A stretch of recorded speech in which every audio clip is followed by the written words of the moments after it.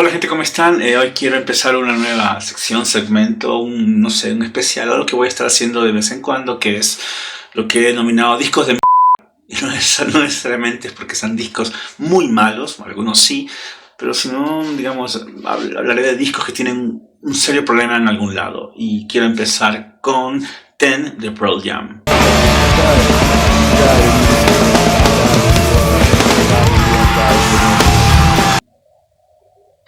Y me van a matar por eso. Antes de empezar quiero dedicar este video a Paul, Mario y Felipe, que es un grupo de amigos con quienes nos reunimos algunas veces para escuchar discos, y al menos en ese grupo hay muchos fanáticos de Pearl Jam y yo sé que me van a odiar por todo esto que voy a decir del Ten.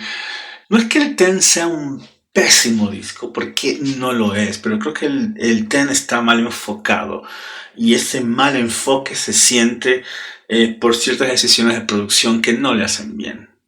Algunas canciones están bien, otras están mejores. Las que son muy buenas, pero las que son muy malas. O sea, no es un disco que tiene todas sus 12 canciones como un nivel excelente. No lo es. Pero cuando funcionan las canciones, cuando las composiciones son buenas, pues el disco funciona y muy bien.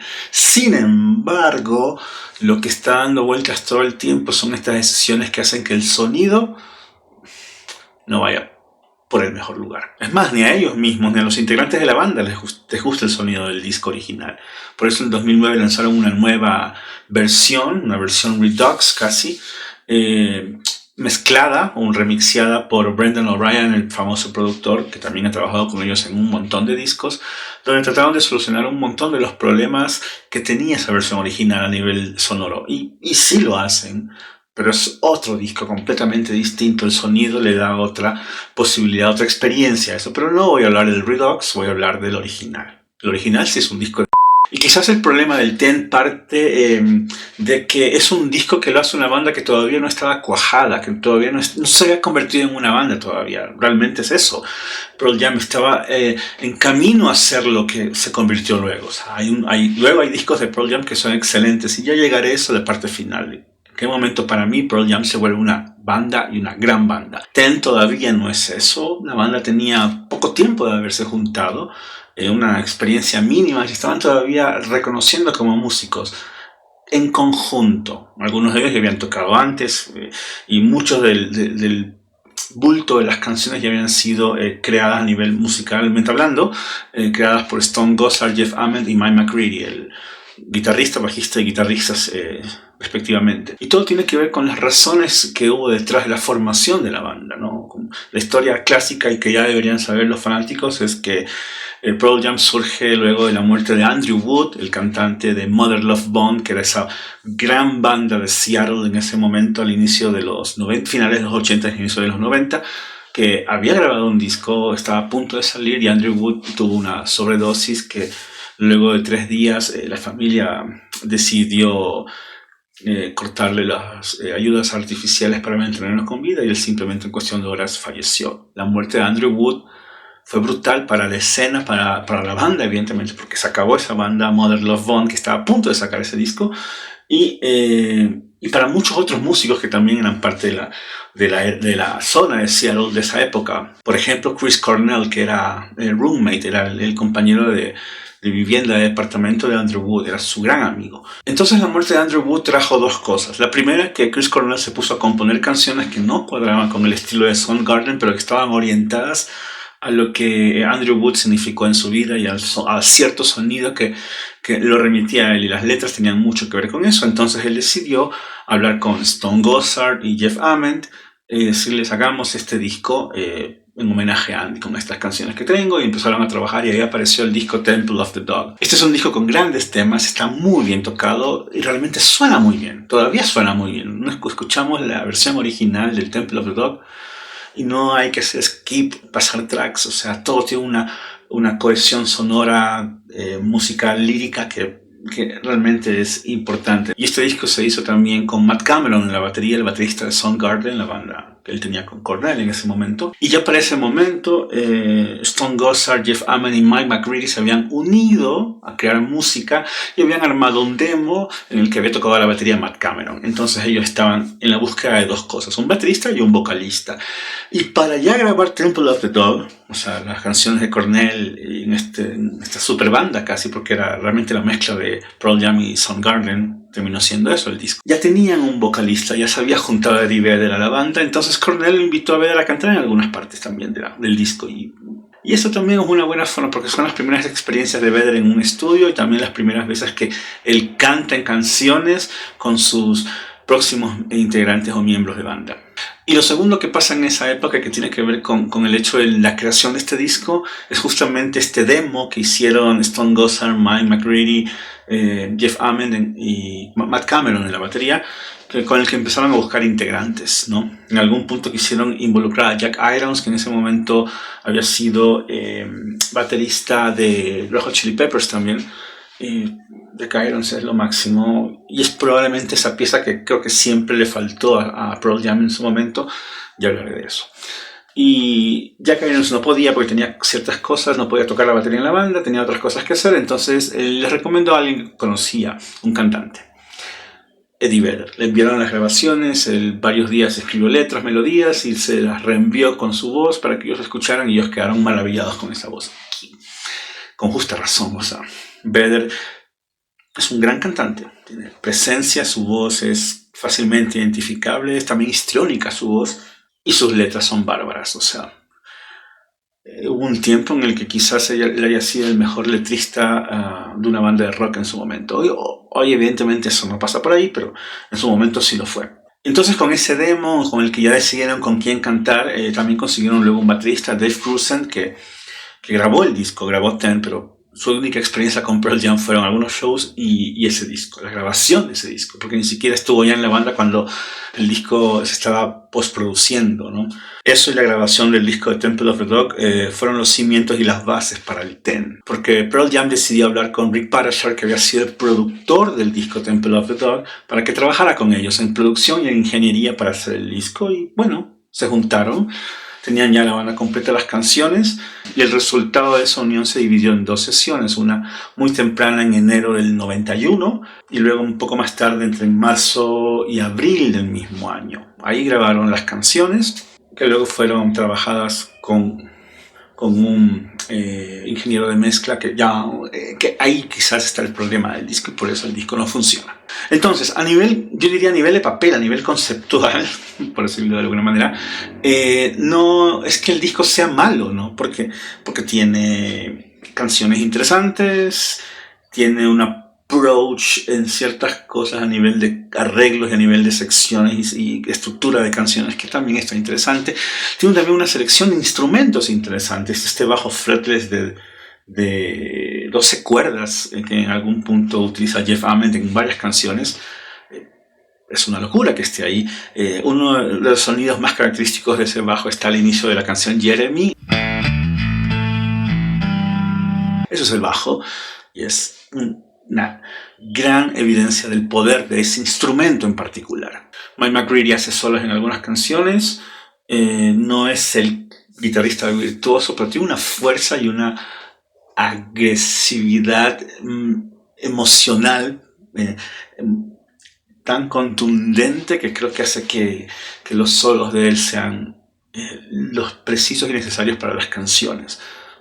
Él maneja la escala pentatónica de arriba hacia abajo como con los ojos cerrados y eso hace que todas sus apariciones a nivel de solista, de guitarrista solista, sean excelentes. Tampoco es el gran guitarrista, pero no necesita ser el man que haga 8000 notas en 4 compases. No, necesita ser alguien que conciba algo del sonido y de la emoción del tema y lo traduzca en algo en el disco, y lo hace. Él lo hace. Grusin en la batería es preciso, es excelente. Quizás sea uno de los 2 mejores bateristas que ha tenido Pearl Jam en toda su historia. Lástima que él quedara solamente para ese momento tan pequeño de la historia de la banda, que tampoco es tan insignificante, pero es pequeño. Y es tan importante en la historia que cuando la banda la introdujeron al Rock and Roll Hall of Fame, él que solo tocó en las canciones que están en ese disco, fue anexado junto al resto de músicos en el Rock and Roll Hall of Fame.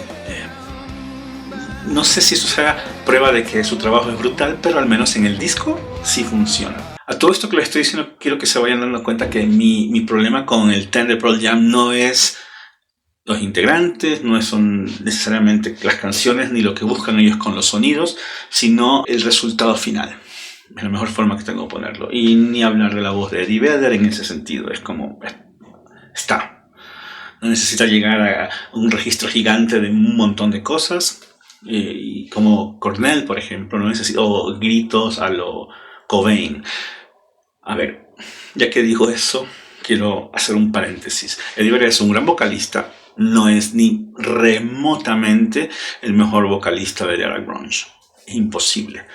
Con un Cobain que gritaba como si estuviese expulsando los demonios internos y el tono y en una desesperanza que muy poca gente tenía en ese momento, pues no va por ahí, ni por la calidad ni intensidad bluesera de la aproximación a la voz que tenía Chris Cornell en ese momento, y ni hablar de la entonación, registro y autodestrucción que podíamos encontrar en la voz de Layne Staley de Alice in Chains. Y si voy más allá, incluso ni siquiera llega al histrionismo y a la elegancia de la voz de Scott Weiland en Stone Temple Pilots, que está también dentro de ese rango, un poquito más afuera que adentro del grunge, pero está. No, Eddie Vedder no es el mejor cantante de grunge, es muy buen cantante.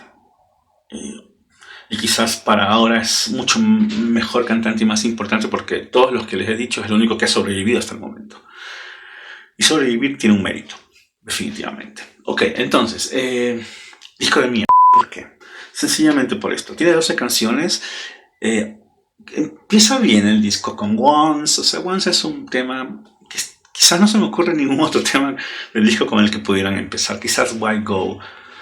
Pero Once, quizás la posición en la que está es la que necesitaba el disco. No sé si sea el mejor inicio. Yo creo que el disco mejora a partir de a nivel de composiciones y de canciones de la segunda canción, que es Even Flow. Luego viene, Even Flow es Even Flow. Alive, que es el temón. Why Go está bien. Luego viene para mí una triada de canciones que quizás son lo mejor del disco, que es Black, Jeremy, ni hablar, y Oceans, que es una maravilla. Entonces tenemos esas tres canciones juntas que hace que el disco tenga un poder inusitado, ¿ya? Y eso que Black tiene un serio problema de producción al final, de no saber muy bien cómo terminarla, porque quizás sea el registro vocal de Vedder, pero esa idea del crescendo y la fuerza del final, que se intenta y que hay algo de eso en la versión original, realmente nunca llega a explotar, nunca llega un momento de clímax, un momento climático del cierre en el que tú dices, wow, explotó, porque la canción está llevándote a eso todo el tiempo. Y al final es como que llega hasta cierto punto así, cuando debió haber sido así. Entonces, ok, pero lo puedes dejar pasar porque la canción es maravillosa.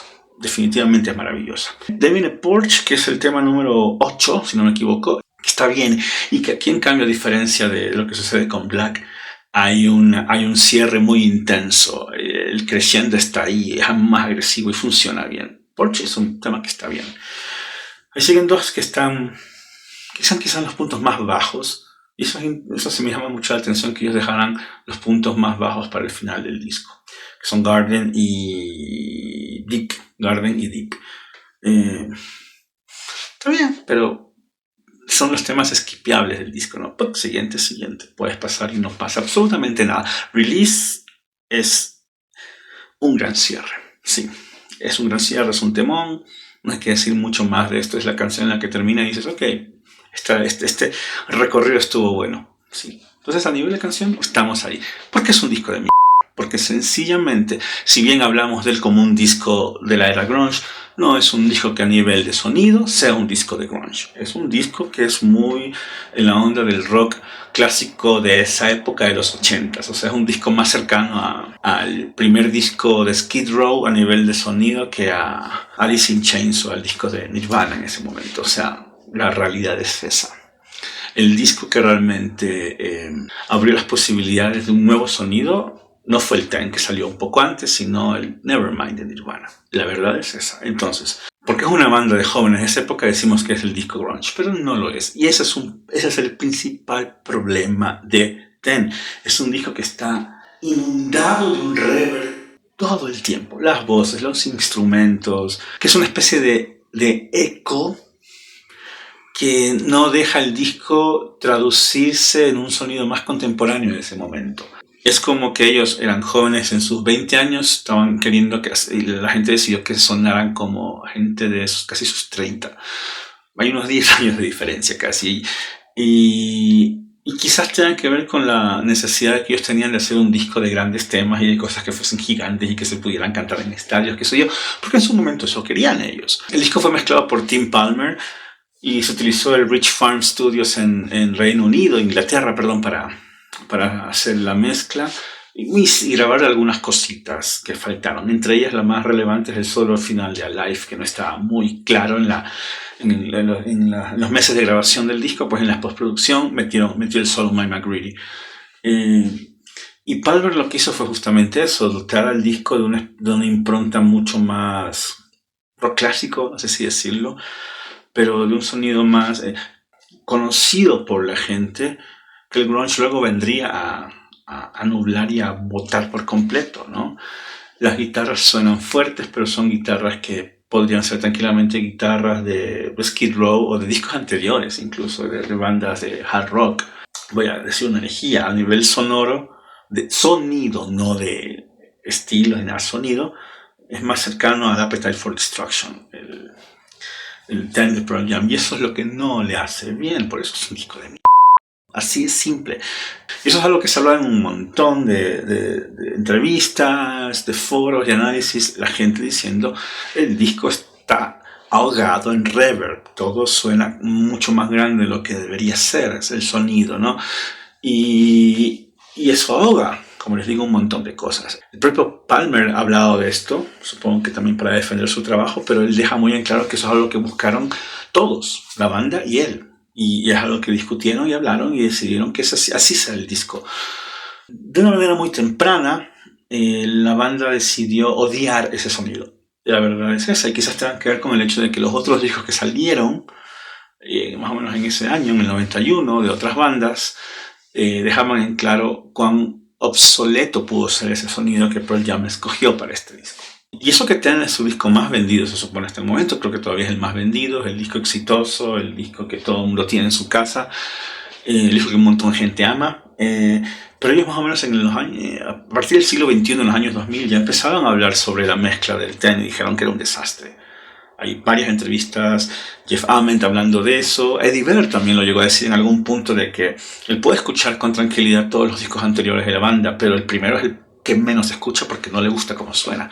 Y tiene razón, no suena bien, no suena bien Ten. La versión original no le hace justicia a lo que la banda era y busca. Es más, el sonido de Versus, que es el siguiente disco, casi no tiene, el reverb casi se va por completo y tiene una aproximación distinta. ¿Por qué? Porque ya empieza a haber una banda, llevan un año o dos tocando juntos en shows por todos lados, haciendo canciones. Ya empieza a haber una banda ahí en el medio, ya comienza a existir esta dinámica que no había en el Ten todavía, porque eran gente que recién se había juntado a hacer canciones y entraron a grabar. Versus es mejor disco en ese sentido, y Versus comienza a tener mejores canciones también, cosa que iría creciendo ya con, por ejemplo, el Vitalogy, el tercer disco, que ya es una obra en la cual Eddie Vedder ya empieza a ser como la voz que dirige la orquesta, y lo hace. Es un buen disco. Y aquí viene lo que les quería decir al inicio, que a diferencia de lo que sucede con Ten y también entre Versus y Vitalogy, que están conexionándose más, ya son con los siguientes dos discos, No Code y Jill, que para mí Pearl Jam se vuelve una banda recién en ese momento, y es simplemente porque Jack Irons, el baterista, llega. Y es con Jack Irons que Pearl Jam tiene un groove, tiene una especie de alma o espíritu que en sus otros discos no había. Son discos buenos, tiene buenas canciones, pero No Code y Jill son obras impresionantes de lo que una banda que está compacta, cohesionada, con un baterista que hace que las canciones tengan una fuerza en sí misma, y un corazón que otros discos no tienen, pues hace que Pearl Jam valga la pena. Si me piden recomendación de cuáles son los mejores discos de Pearl Jam, son los discos en los que Jack Irons toca la batería. Es el mejor momento de la banda. Y si regreso al Ten a decir que es un disco de porque 1, no hay una banda todavía. 2, están encontrando el camino. 3, sus intenciones estéticas no reflejaban el momento en el que se grabó, estaban muy pensadas hacia atrás. 4, el resultado de esas perspectivas estéticas o decisiones estéticas se siente en el disco y hace que si los empezamos a comparar con otros álbumes de otras bandas en ese momento, pues encontraremos la diferencia. Si bien tiene grandes temas, porque el disco tiene grandes temas, yo asocio mucho más eso a las capacidades individuales artísticas de cada uno de los miembros de la banda que a un ejercicio de hacer grandes canciones. O sea, las canciones estaban ahí, Vedder le puso las letras, las melodías, algunas cosas se ajustaron en el estudio y ya. Las circunstancias son las que le jugaron en contra quizás al disco, quizás con más tiempo o quizás si hubiese sido grabado un poquito después, no lo sé, soy un what if que no tiene mucho sentido, pero la cosa es que el disco original a mí no me funciona y nunca me funcionó y nunca me atrajo del todo porque yo siempre sentí que había algo que no cuadraba a nivel de cómo sonaba. Y el fondo era eso. En los momentos en que yo era adolescente y escuché el disco, pues yo nunca llegué a tener la misma relación con Pearl Jam que tengo con las otras bandas de esa época. Y creo que se debe a este disco en particular. Luego en 2009 lanzarían esta versión Redux que les dije con Brendan O'Brien como productor o como remezclador. Mezcló las canciones, le quitó casi todo el reverb, hizo que todo sonara un poco más compacto y hace que de cierta manera eso le dé más agresión y fuerza a las canciones. En algunas cosas todo suena increíble y en otras todavía no está del todo claro y eso es porque finalmente no se grabó así. Black es una de las canciones que mejora muchísimo en esta nueva versión. Pero aún así, a pesar de la decisión de quitar el reverb ese maldito en todas las canciones, yo creo que esa versión Redux todavía necesita más trabajo.